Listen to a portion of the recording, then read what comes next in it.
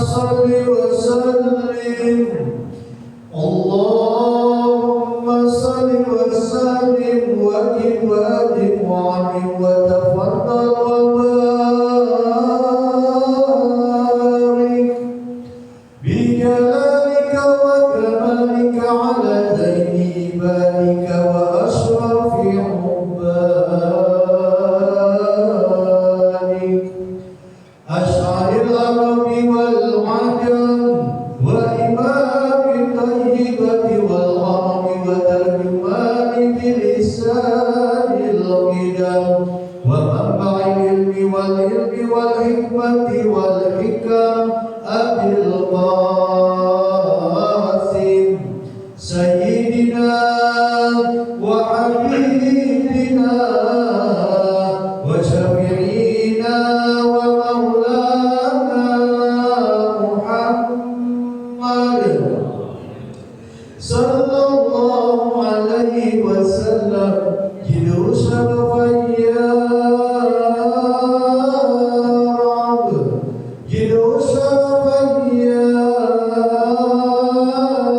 رب جلو شرفا يا رب وتديما ورفعة ومهابة وبرا وسلم الله تبارك وتعالى عن ذوي الفضل العلي والقدر الجليل ساداتنا وأئمتنا وموالينا أبي بكر وعمر وعثمان وعلي الحسن ثم الحسين وعن بقية الصحابة وقرابة رسول الله صلى الله عليه وعليهم أجمعين والحمد لله رب العالمين يا رب بالمصطفى بلغ مقاصدنا واغفر لنا ما مضى يا واسع الكرم يا رب بالمصطفى بلغ مقاصدنا واغفر لنا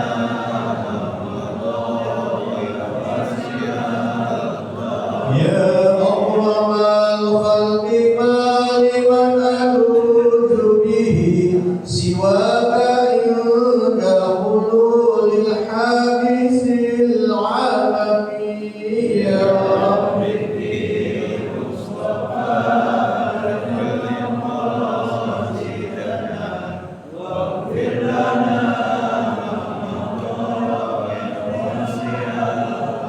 ولن يضيق رسول الله جاءك به إذا الكريم تجلى باسم منتقم يا رب المصطفى بلغ مقاصدنا واغفر لنا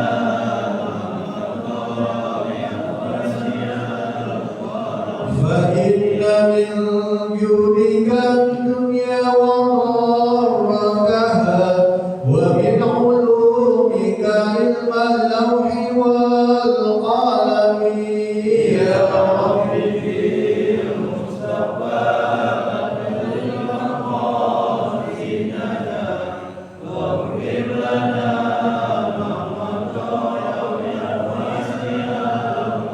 يا نفس لا تقنطي من زلة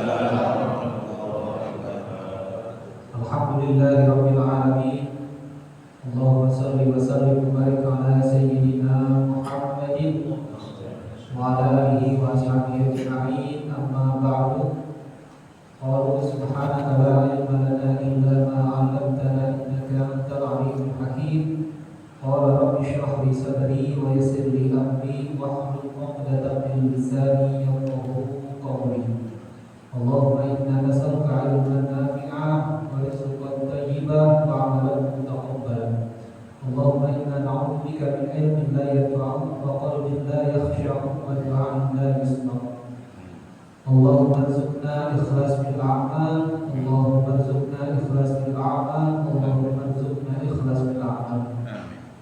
Yang sama-sama kita hormati Bapak Ketua DKM Masjid Ar-Rahman Pak Ustaz Muhammad Shalih SPD, yang saya hormati Bapak Ketua RT 02 Pak Ahmad Badut, Bapak-bapak pengurus dan bapak-bapak jemaah semuanya yang tidak saya sebutkan satu namanya, namun tidak mendapat rasa hormat dan ta'lim saya kepada bapak semua. Masih pembahasan surat Yasin. Malam ini kita akan membahas ayat ke-42, 43, 44. A'udzu billahi minasyaitonir rajim.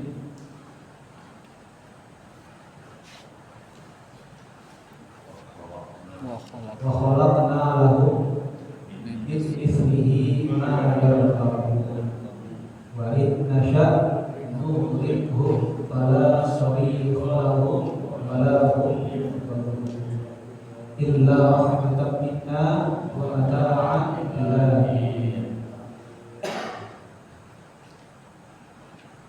Wa khalaqna, dan kami telah menciptakan lahum bagi mereka min mislihi seumpama kapal itu, ma yakabun sesuatu yang bisa mereka kendarai. Wa in nasya', dan jika kami berkehendak, nughriqhum, kami tenggelamkan mereka, fala sarikha lahum, maka mereka tidak ada penolong, bagi mereka, wala hum yunqadun, dan tidak pula bagi mereka diselamatkan. Illa rahmatan minna, kecuali rahmat dari sisi kami, wa mata'an, dan kesenangan hidup, ilahi, sampai waktu yang ditentukan. Terakhir pekan kemarin kita sudah membahas ayat yang ke-41, tanda kekuasaan Allah yang ketiga yang Allah sebutkan di dalam surat Yasin. Wa ayatul lahum anna hamalna dzurriyyatahum fil fulkil mas'ud, dan merupakan tanda kebesaran Allah bagi mereka, sesungguhnya kami mengangkut anak keturunan mereka di dalam kapal yang penuh dengan muatan. Ayat 42, 43 sampai 44 adalah lanjutan dari ayat ke-41. Kemarin sudah kita bahas bahwa keturunan manusia, yang artinya keturunan dari Nabi Adam, oleh Allah Subhanahu wa taala diselamatkan dengan cara mengangkut mereka di dalam kapal Nabi Nuh.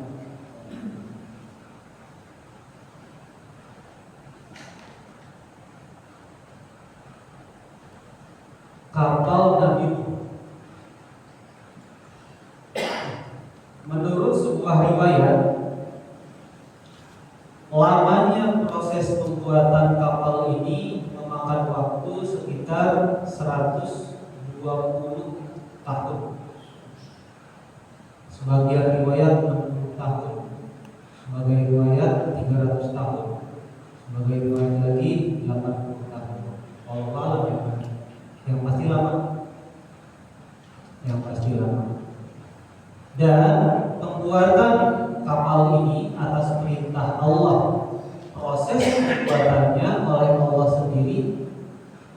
Allah Subhanahu wa taala langsung yang mengawasinya. Jadi dari setiap mil kapal yang dibuat oleh Nabi itu atas pengawasan Allah Subhanahu wa taala.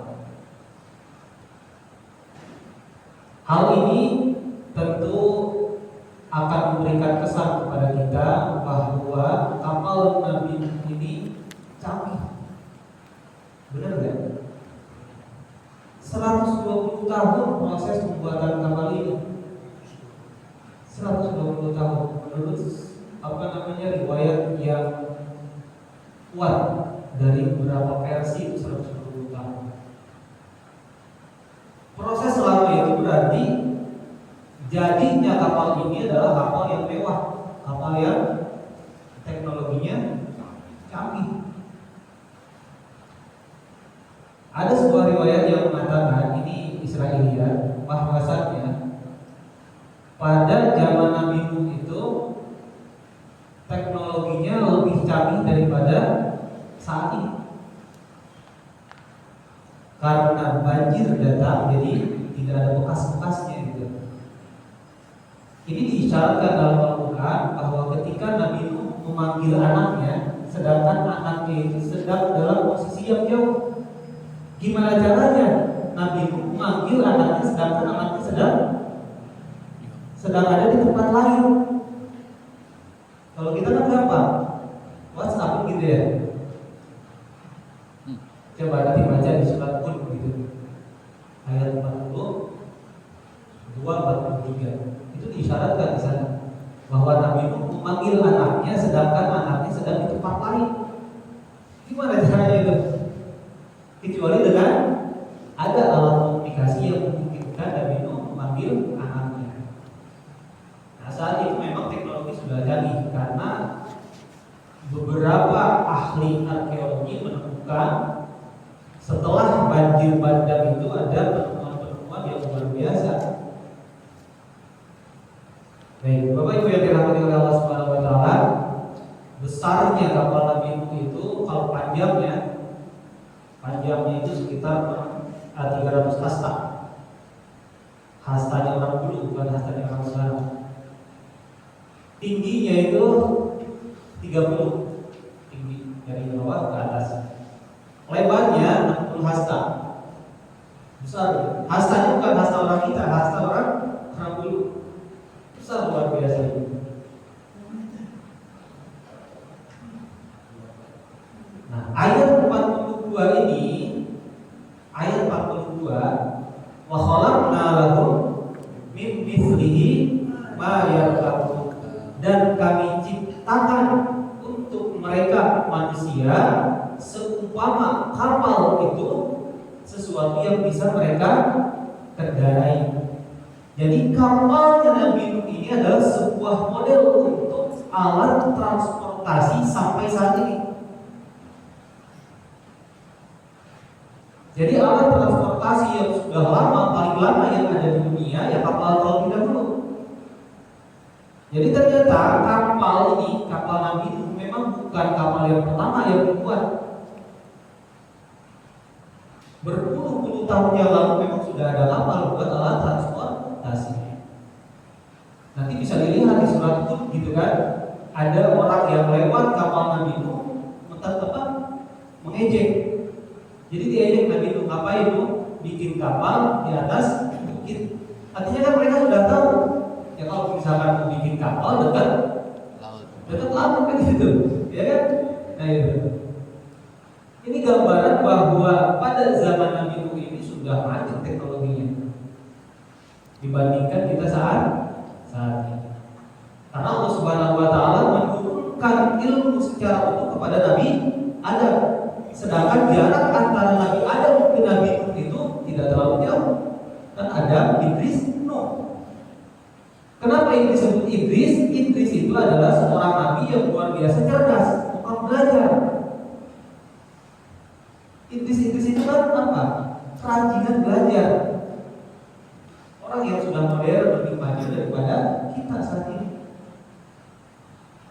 Nah, jadi model-model transportasi yang ada saat ini adalah perkembangan dari model kapalnya Nabi wa khalaqna lahum min mislihi ma yarkabun, dan kami jadikan untuk manusia seumpama kapal Nabi Nuh sesuatu yang bisa mereka kendarai. Di kapal dulu sudah ada, pada zaman Nabi juga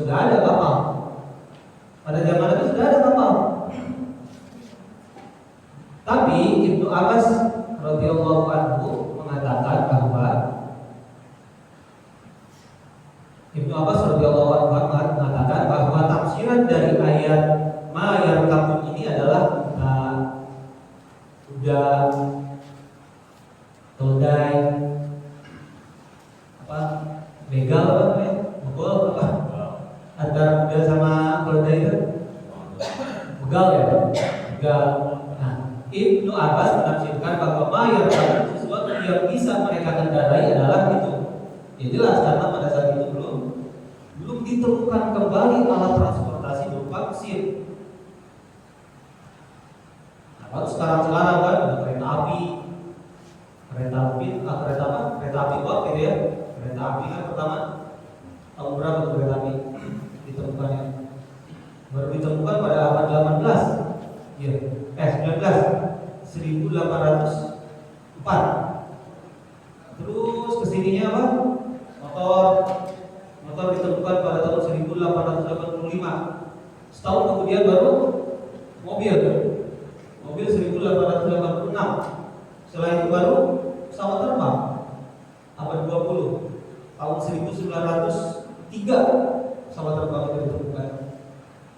Nah itu semua adalah model dari perkembangan alat transportasi yang diilhami atau diinspirasi dari kapal Nabi Khalaqna lahum min mislihi ma yarkabun, dan kami jadikan untuk mereka seumpama kapal itu sesuatu yang bisa dikendarai.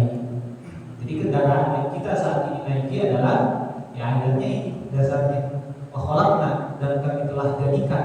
Kenapa nama di sini? Kami di sini ada dua hal. Yang pertama adalah untuk menegaskan keagungan Allah. Kami itu bukan banyak, tapi untuk menegaskan keagungan Allah. Itu yang pertama. Yang kedua adalah bahwa ada yang lain yang berkontribusi di sini. Ya, ada pihak lain yang memang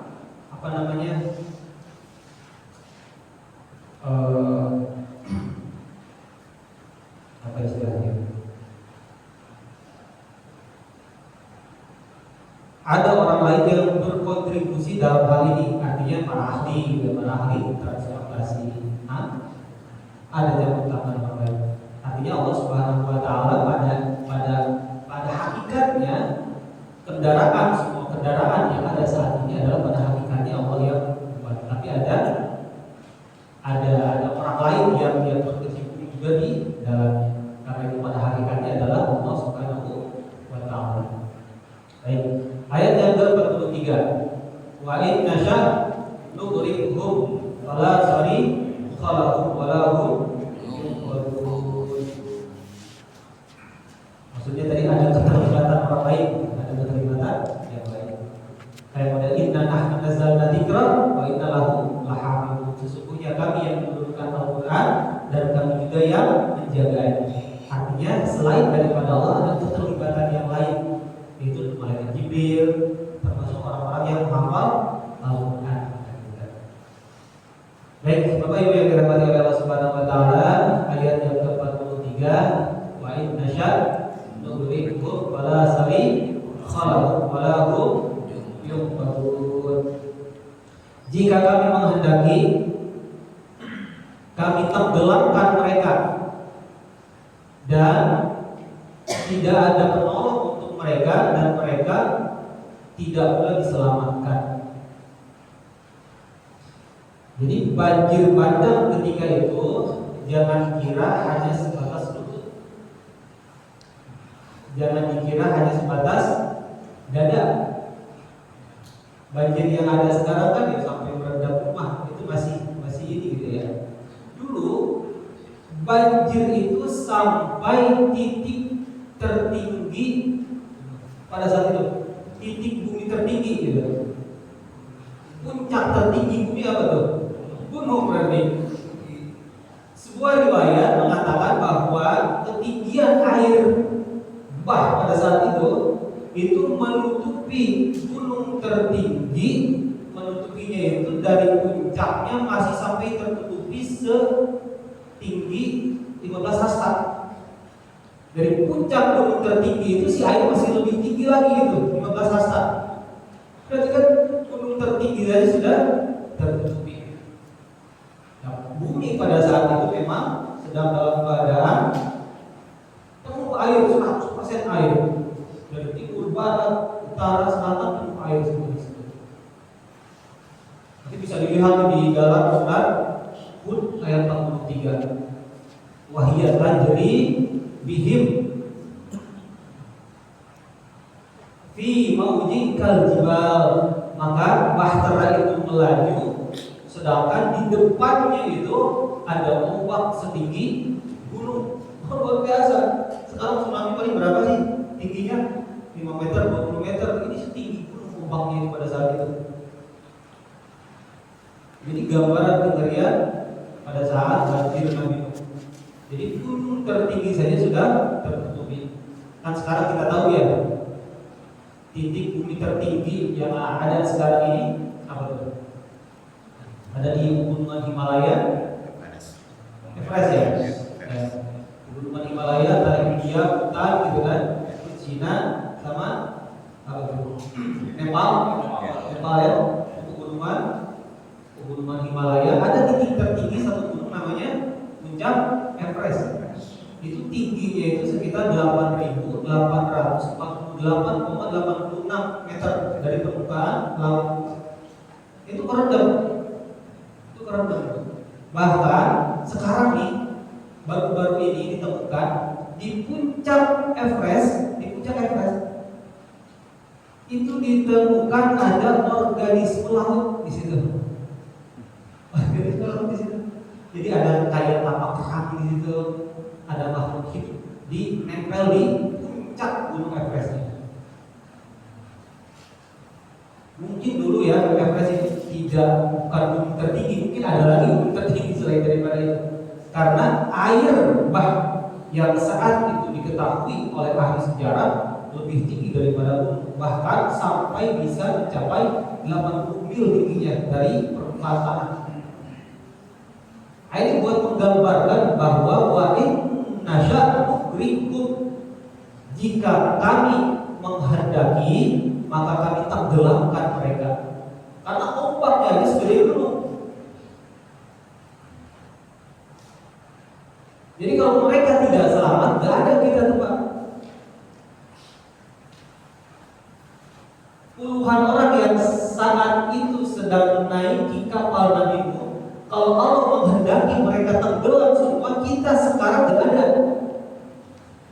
Itu maksud ayat ini. Wa in nasya'u nugrikum, jika kami berkehendak, tentu mereka kami tenggelamkan. Fala sami'a lahum, tidak ada yang menolong mereka. Siapa yang menolong mereka? Walahum yunqadun, dan mereka pun tidak diselamatkan. Siapa yang bisa menyelamatkan mereka? Sendirian di situ kapal. Angkel-angkelan istilahnya, angkel-angkelan bahasa kita ya. Angkel-angkelan apa Pak? Terombang-ambing gitu kan. Ini uang yang sangat besar sekali. Kalau jibal uangnya aja, bukan puluhan meter, ratusan meter uangnya. Illa rahmatan minna wa mata'an ilahi, nah itu uangnya. Illa rahmatan minna, kecuali rahmat dari kamilah mereka bisa selamat. Wa mata'an, dan kesempatan kesenangan hidup ilahi, sampai batas waktu yang sudah ditentukan. Nah, ini merupakan tanda kebesaran Allah, bahwa Allah menyelamatkan kakek moyang kita. Kakek moyang apa nenek moyang? Bebas lah ya. Kakek nenek moyang kita, mereka diselamatkan oleh Allah. Kalau bukan rahmat dari Allah, tentunya mereka ditenggelamkan, dan kita saat ini tidak hidup, tidak berada di sini saat ini. Nah, itu yang jarang kita pikirkan, itu yang jarang kita tafakuri, bahwa luar biasanya Allah Subhanahu wa Ta'ala sampai kita ada saat ini. Dan itu merupakan tanda kebesaran Allah. Wa ayatul lahum anna hamalna dzurriyyatahum fil fulkil mashhur wa khalaqna lahum min mithlihi ma yarkabun wa nuqri'uhum wa la nusaddiqu lahum wa la hum yunqadun illa rahmatan minna wa mata'an ilahi. Nah, ketika kita ngaji Yasin, ingat itu tuh. Ingat itu. Tambah lagi kita kepada Allah Subhanahu wa ta'ala. Pokoknya itu saja yang bisa saya sampaikan pada kesempatan kali ini. Ada titipan dari fokus DKM Sinar Rahman. Bapak Ibu yang dimuliakan Allah Subhanahu wa ta'ala, mulai besok insyaallah ba'da subuh ini akan diedarkan gitu ya. Misalnya digeser-geser gitu. Geser gitu. Kalau kebetulan bawa uang ya kayaknya harus maksain bawa subuh, ba'da subuh. Ini luar biasa sedekah subuh itu Pak. Luar biasa. Luar biasa. Kalau kita mau diluaskan rezeki sepanjang hari itu, maka sedekah subuhlah. Gitu kan? Sedekah subuhlah. Kalau kita mau bertambah banyak harta kita untuk kemanfaatan diri dan keluarga dan orang banyak, sedekah subuhlah. Berapa pun itu? 100.000 boleh. Lebih dari itu boleh. Ada yang 2.000 ya nggak apa-apa. Nggak apa-apa. Yang penting ada yang dimasukin. Ada yang dimasukin. 2.000 malu gitu kan, nyebut aja. Nggak bakal dia ngomongin kan, ya kan? Ini luar biasa. Ada hadis khusus itu. Rasulullah SAW bersabda yang artinya tidak ada suatu hari yang seorang hamba melewati hari itu kecuali seorang hamba di subuh harinya ketika melewati hari itu datang 2 malaikat kepadanya. Satu malaikat berkata, "Ya Allah, gantilah kepada orang yang bersedekah." Ada juga satu lagi malaikat yang berkata, "Ya Allah, musnahkanlah hartanya bagi orang yang pelit." Berapa pun itu, 2.000 kah, 5.000, 10.000, terserah. Yang penting ada yang kita keluarkan untuk mengamalkan hadis tersebut. Karena pasti didoakan oleh malaikat. Kalau kita gak masukin berarti ketemu doa malaikat yang tadi, "Ya Allah, hancurkanlah dia karena dia pelit," gitu. Tapi kalau kita ada yang kita masukkan di subuh hari, maka ada doa malaikat, "Ya Allah, tambahkanlah hartanya bagi orang yang bersedekah." Baik, silakan, ada yang mau didiskusikan? Ustaz, saya bertanya tentang pembuatan kapal tadi memerlukan waktu yang cukup lama.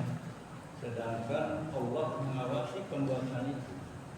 Kalau memang Allah yang menjadikan satu saat pun kan bisa tadi. Apa makna daripada pembuatan kapal itu memerlukan waktu yang cukup banyak? Apa makna dibalik proses pembuatan kapal yang begitu lama? Allah kan tinggal pun, gitu kan? Jadilah upaya pun maka jadi, gampang buat Allah. Allah menciptakan langit dan bumi ini selama 6 hari. Kenapa harus 6 hari gitu kan? Tinggal pun aja jadi bumi gitu kan? Udah untuk Allah. Tapi ini merupakan pelajaran untuk kita semua karena semuanya harus berproses. Harus berproses itu semuanya, nggak bisa salami. Kita pun misalkan ingin mendapatkan suatu keahlian dalam ilmu tertentu, S3 misalkan ahli apa namanya, ahli nyamuk aja gitu kan, satu binatang harus S3 gitu kan. Itu kan prosesnya harus SD dulu, SMP, kemudian SMA, kemudian kuliah S1, S2-nya langsung, S3-nya ke bidang tertentu gitu kan, yang lebih spesifik. Kita aja seperti itu. Jadi ini menggambarkan kepada kita bahwa proses itu wajib adanya. Itu merupakan sunnatullah, ketetapan Allah yang harus kita lalui. Tidak bisa langsung jadi semuanya seperti itu. Kan kita pun menanam nasi beda ya. Apa namanya, ada prosesnya. Sudah tahu-tahu jadi jadi nasi, dari beras atau jadi nasi kan enggak, harus dibersihkan dulu, dimasak dulu, itu perlu waktu yang lama. Nah, itu. Di balik itu semua memang Allah Subhanahu wa taala memerintahkan kepada Nabi Nuh alaihi salam untuk menanam pohon. Jadi pohonnya ditanam terlebih dahulu gitu. Nanam pohon. Katanya menurut para ahli yang saat ini ditemukan di satu daerah tertentu di Turki bahwa itu adalah amal Nabi Nuh. Dan setelah diteliti itu kayunya itu terbuat, dan kayunya itu kayu jati, asal kayu itu kayu jati. Sedangkan kayu jati yang dibuat untuk sebuah kapal itu memerlukan waktu. Kalau kayunya mau bagus kualitasnya, maka masa tanamnya itu 50 sampai 100 tahun. Kalau mau bagus kayunya, kan gitu ya. Nah, itu. Jadi nanam dulu sampai tumbuh dulu, dan tumbuh ditebang, dan itu bergaji. Wah, luar biasa prosesnya. Dan Allah Subhanahu wa taala yang mengawasi. Maksudnya buatlah kapal bentuknya seperti ini, panjangnya seperti ini, tingginya seperti ini, nanti bagian bawahnya seperti ini, tengahnya ini, terus decknya ini, anjungannya ini, terus lambung kapalnya seperti ini, nanti teknologinya seperti ini, ruang kemudinya seperti itu, ya kan? Karena Nabi sendiri adalah manusia, jadi perlu ada proses ke sana. Itu begitu. Ada lagi? Ustaz, saya pernah membaca di riwayat Nabi Nuh itu, salah satu ejekan kaumnya yaitu menjadikan kapal Nabi Nuh itu WC terbesar di dunia. Tapi akhirnya kaumnya itu pada suatu hari ada seorang buta dari Korengan gitu mau membuang hajat di kapal Nabi Nuh, terpeleset, malah jatuh dan keluar malah sembuh gitu. Butanya sembuh, orangnya sembuh, dan dari situ malah kaumnya sendiri yang membersihkan lagi gitu dari kotoran mereka. Nah, apa cerita itu betul gitu? Seperti itu aja. Iya, cerita itu ada di dalam tafsir Ibnu Katsir. Di dalam tafsir Ibnu Katsir itu cerita seperti itu ada. Memang di sana dijelaskan oleh beliau yang mengarang kitab ini ceritanya cerita Israiliyat. Jangan kita bohongkan, bohong itu jangan kita terlalu membenarkan. Ya udah apa adanya jadi kayak gitu. Kayak kita nonton kartun aja, jangan dibohongin, jangan dibenarkan, jangan dijadikan patokan itu adalah sebuah kebenaran. Seperti itu ya. Ya, Mas Nuri. Ini Ustaz, mohon izin tapi lain di topik itu, tapi topik yang terakhir tadi. Saya secara pribadi pernah tanya sama Ustaz, itu kenapa di Al-Quran itu ada aqimis sholat wa atuz zakat selalu berdampingan. Nah, jawabannya memang luar biasa. Hanya sayangnya yang dengar cuma saya, hadirin yang lain belum dengar. Tolong diulangin itu.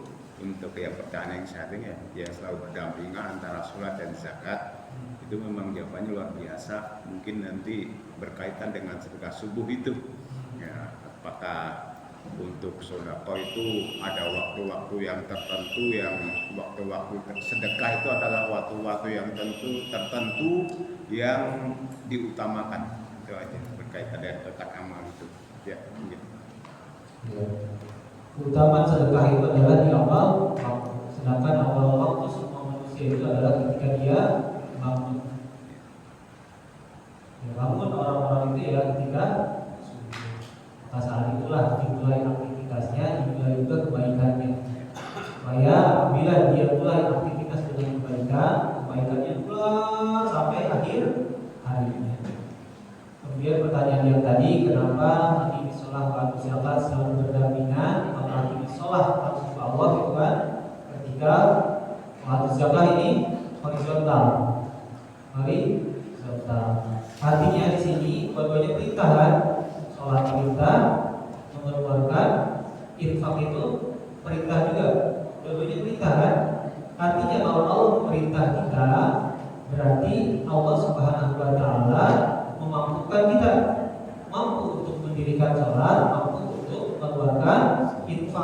kan gitu ya? Ya kan, aqimis sholat wa atuz zakat. Artinya kita mampu untuk sholat semuanya. Dan kita itu harus mampu dalam mengeluarkan infak.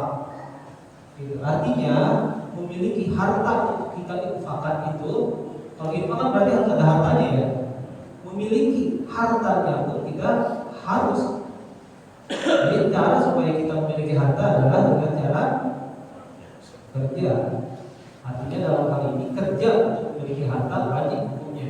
Karena untuk memenuhi perintah Allah wajib sholat atau zakat. Jadi memiliki harta untuk kita zakati wajib hukumnya. Berarti dalam hal kepemilikan harta itu seperti apa kerja wajib. Kalau kita ya kan, aqimis sholat mampu kita, tapi kadang-kadang waktu zakatnya nggak mampu. Kadang sepelekan di sana. Aqimis sholatnya wajib, waktu zakatnya wajib juga. Artinya wajib juga kita untuk mengeluarkan sesuatu yang harus kita zakati. Itu infak. Infak jadi masuk zakat itu termasuk infak juga Ustaz? Iya. Infak itu kan beda-beda Pak. Kalau sedekah itu sebetulnya lebih luas. Kullu khairin sedekah, semua kebaikan itu adalah sedekah.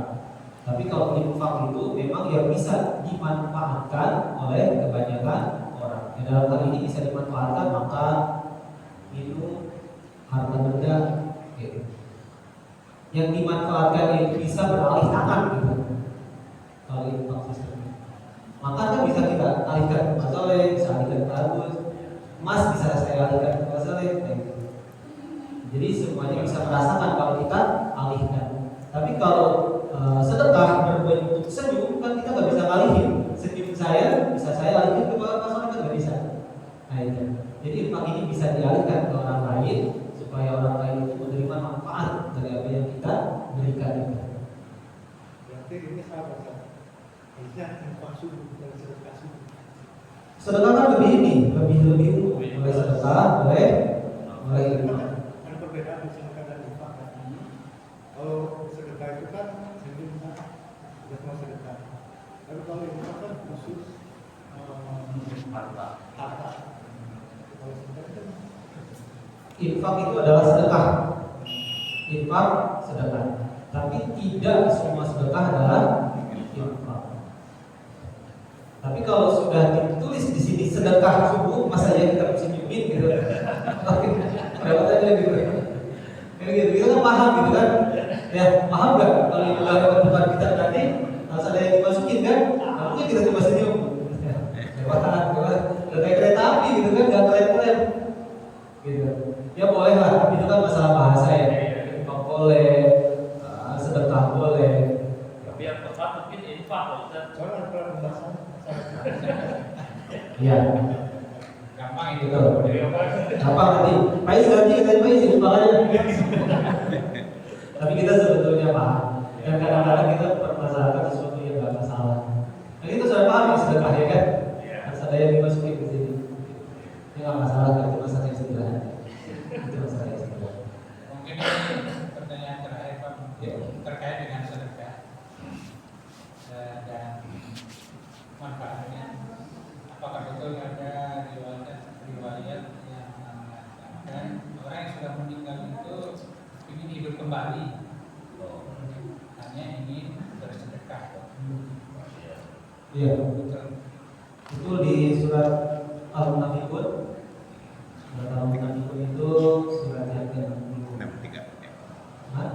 63. 63 ya? 63 ya. Iya, surat Al-Munafiqun di ayat terakhir, ayat 11. Coba lihat di sana. Coba lihat Pak, Al-Munafiqun surat kalau Al-Jumu'ah yang kedua ya. 63 Al-Munafiqun Al-Munafiqun 3 kan? ayat 11 ayat. 11 ayat kan? Ayat yang terakhir coba Bapak baca. Ma indallahi khairun minal lahwi wa minat tijarah wallahu khairur raziqin. Ayat terakhir itu ayat 11. Berarti ayat sebelumnya. Ayat sebelumnya Ayat 10-nya wa idza ra'au tijaratan aw lahwanin qadu ibaina wa taraku aqaiba. Itu yang ayat ya Robbi Ayat 11 Kalau salah yang Faidah bunyi ya. Faidah. Faidah qudiyatis sholatu fantasiru. Itu apa al-Jumu'ah. Ayat terakhir. kalau nggak salah yang punya ya Robi ini akhurtani ila ajalin musam itu. Wala yu'akhirallahu itu. Itu ya. Ya, coba baca. Wala yu'akhirallahu nafsan idza jaa ajaluha wallahu khabirun bima ta'malun. Nah, berarti Bapak dari ayat 10 bacanya. Ma'fiku mimma razaqnakum min qabli ayati ahadakumul mautu. Wa yaqulu rabbi laula akhartani ila ajalin qarib. Fa asaddaqu wa akum minas shalihin. Wa'fiku dan infakkanlah oleh kalian mimma dari sesuatu razaqnakum yang kami rizkikan kepada kalian min qabli ayati ahadakumul mautu, sebelum datang kepada salah seorang kalian kematian. Fayaqulu, maka dia berkata, Rabbi, duhai Tuhanku, laula akhartani, andaikan aku diberikan jeda sedikit saja, ila ajalin qarib, sebentar saja. Fa asaddaqu wa akum minas shalihin, maka aku akan bersedekah dan aku menjadi bagian dari orang-orang yang soleh. Tafsiran ini maksudnya gini Pak, nanti ketika kita sakaratul maut kita nih bagi kejadian sakaratul maut itu semua kebaikan kita ditampakkan oleh Allah Subhanahu Wa Taala, termasuk sholat, puasa ditampakkan oleh Allah Subhanahu Wa Taala, termasuk kejelekan kita ditampakkan. Kalau kebaikan kita mendominasi, ya dalam kehidupan kita sehari-hari mendominasi, sehingga yang muncul itu adalah bayangan kebaikan semua. Ternyata pahala yang paling besar yang sedang ditayangkan saat itu adalah sedekah. Ketika kita meninggal itu tayangan yang paling luar biasa, pahalanya itu adalah pahala sedekah. Maka apa kata orang itu? Oh, luar biasa sekali ini pahalanya, luar biasa sekali pahalanya. Ya Allah, kalau bisa saya jangan mati dulu sekarang. Banyak harta saya yang saya sedekahkan. Ya, jangan mati dulu. Kalau misalkan saya diberikan waktu 1 hari 2 hari saja, saya akan sedekahkan harta saya itu yang di rumah, yang di deposito. Akhirnya saya sedekahkan semua. Wah, sedekah. Nah, itu maksudnya Pak. Sedekah. Wah, aku minta sholihin, maka tentulah aku menjadi salah satu orang yang soleh. Nah, itu maksudnya ketika kita ada di penghujung akhir dari hidup kita, itu maksudnya. Itu ya Pak ya? Ya. Jelas ayatnya Ustaz ya. Jelas ayatnya, ayat 10 dari surat Al-Munafiqun. 10. Baik Bapak-bapak, sudah kelebihan kita. Mohon maaf apabila salah kata sih. Assalamualaikum warahmatullahi wabarakatuh. Waalaikumsalam. Al-Fatihah. A'udzubillahi minasyaitonir rajim. Bismillahirrahmanirrahim.